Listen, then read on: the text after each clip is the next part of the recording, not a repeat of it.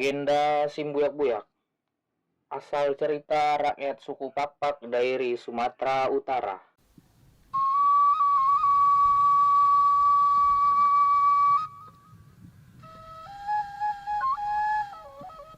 Selamat mendengarkan acara Sandiwara Radio Nusantara. Pada kesempatan kali ini, kami akan menghadirkan sebuah kisah dari Tanah Pakpak, tepatnya dari daerah Sumatera Utara. Inilah legenda Simbuyak-Buyak, cerita tentang ketulusan, pengorbanan, dan tanda-tanda alam yang diwariskan cerita kepada keturunannya.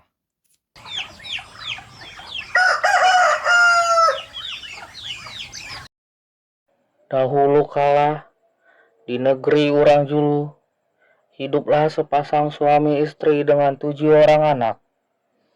Anak pertama yang bernama Simbuyak-Buyak, yang sejak lahir memiliki cacat pada tulang belakang, sehingga ia tidak bisa berjalan.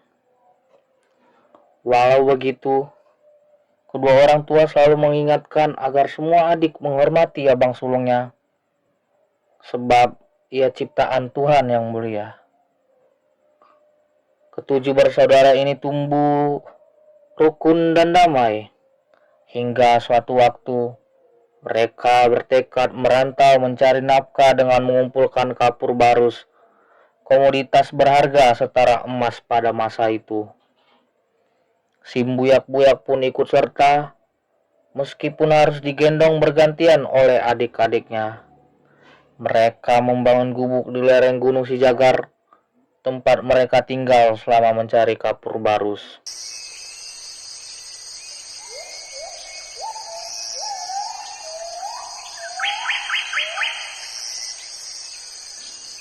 Adik-adik bekerja keras mengumpulkan kapur barus, sedangkan Simbuyak-Buyak tinggal di gubuk sambil meminta tali.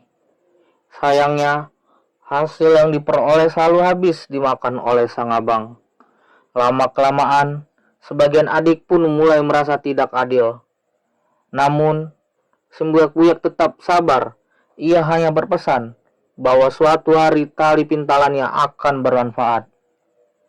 Ketika adik-adiknya pulang ke kampung untuk pesta durian dan menyembelih ternak, Simbuyak-Buyak tinggal sendirian di gubuk. Saat itulah ia menunjukkan jati dirinya. Ia bukan manusia biasa. Dengan doa dan kekuatan gaib, ia merobohkan pohon kapur barus raksasa dan masuk ke dalam belahan kayu tersebut.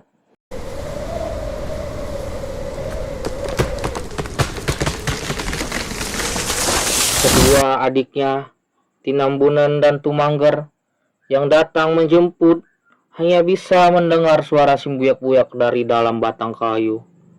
Ia berpesan agar semua hasil kapur barus yang tersambung tali pintalannya diambil adik-adiknya sebagai ganti dari apa yang telah dimakannya.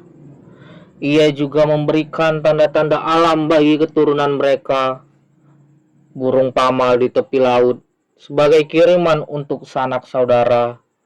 Burung inggal-inggal dengan ekor tertentu sebagai tanda musim menanam padi. Setelah menyampaikan pesannya, batang kayu itu meluncur deras seperti perahu menuju laut berlepas, diiringi kawanan burung yang terbang di angkasa.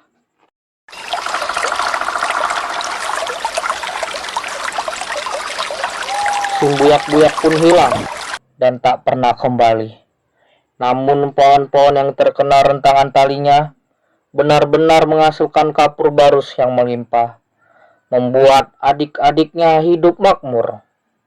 Kisahnya dikenang turun-temurun sebagai legenda yang syarat makna. Demikianlah sandiwara radio tentang legenda Simbuyak-Buyak dari Dairi. Cerita ini dapat mengajarkan kita sebagai tentang kesabaran, keikhlasan, dan betapa pentingnya menjaga sebuah persaudaraan. Dari sebuah kisah lama, kita belajar bahwa tanda-tanda alam adalah warisan leluhur yang patut kita hormati. Sampai jumpa pada sandiwara radio berikutnya. Terima kasih.